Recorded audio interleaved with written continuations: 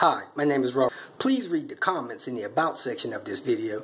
It has valuable information and updates. My YouTube channel has a disclaimer video that I encourage you to watch. And please like, share, and subscribe. I hope you found what you're looking for. Thank you very much for watching.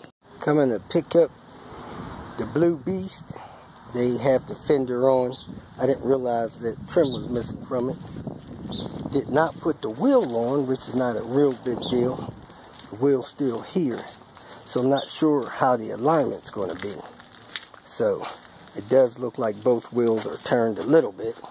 So it's probably good enough to drive back to my apartment. I'm going to park it there until I get rid of the donor car.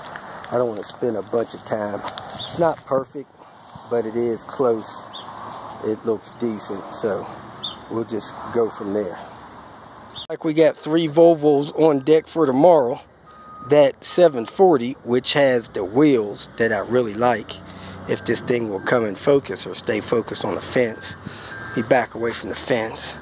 A 164 that has some light still on it and some rust, so it must have came from Denver or somewhere. And then we got this S70 GLT. I was behind it one day on the interstate, and I told you guys to stay tuned because I figured it would be here soon. It looks so beat up and neglected.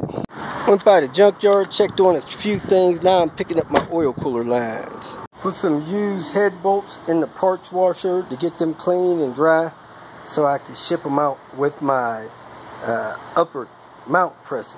Start off the day in a donor car, and yes, the check engine light did return, so I'm going to try to get to the bottom of what's going on with this check engine light. I also stopped by and visited somebody with a 94 850. It's got 93 headlights, which is strange. I guess they had a crossover. And helped him get his cruise control working, checked his air conditioner, showed him how to put those zip ties on the clutch. And I'm headed to the shop, see if we can figure out what's going on with this emissions code. Alright, with the check engine light, I got the Volvo scanner on it, and I'm getting a 611 code tank system. So what I did, per the mechanic here, I pulled the purge valve off. Now the purge valve goes into that little holder there on the front of the radiator shroud, and this is the purge valve. When you tap the purge valve, we got some carbon out of it. That carbon is actually coming from the charcoal canister, and it's stopping the valve from sealing. So what I need to do is I need to replace this filter here, which shouldn't let that stuff come through there, and I need to replace this purge valve because that's probably causing my emissions code, and see how things work out. Getting ready to help my buddy Miguel with his dash, noisy dash. I found my temp gauge that I'm going to test something with. I also found a few other parts, but not exactly what I was looking for. So anyway, since I got this out, I'm going to see how cold this AC in this vehicle gets. AC on. I'm on my way to get some parts from Home Depot. Let's see how cold this vent gets with this meat temperature gauge. Drove about a mile, and it looks like it's settling in at around 46 degrees.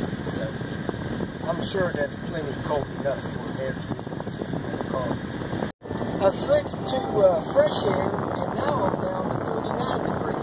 So it even gets colder on fresh air. I'm at the junkyard to see if these wheels are still here.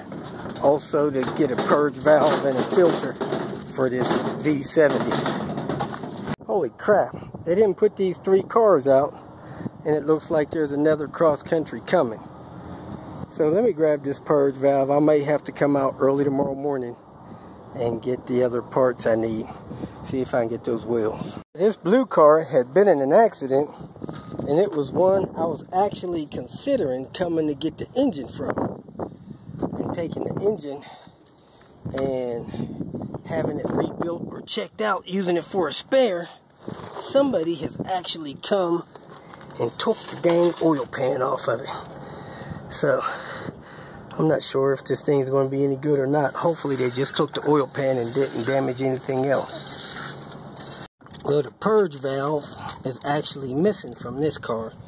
So I'll go check another car, see if another one has one. I'm here with my buddy Miguel's T5M 98 model. Nice little red car that has, unfortunately, a busted dash. So we're going to pull the dash out, fix the mounts on it, put it back together so he doesn't go crazy trying to drive it. We have the dash out, and as you can see, pieces of the dash are still here at the firewall.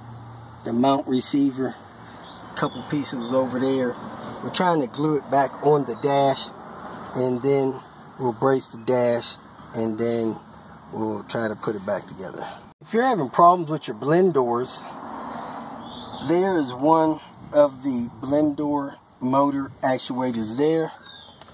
There's one there, and of course this is the ECC system. So they're in there pretty deep. We have all the braces in place with the holes lined up.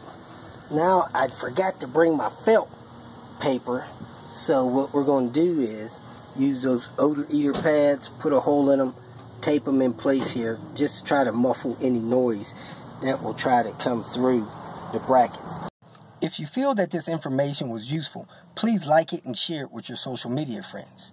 You can subscribe to my channel so that you will get notifications of future videos that I post. You can follow me on Twitter, and if you need to contact me directly, please visit my website.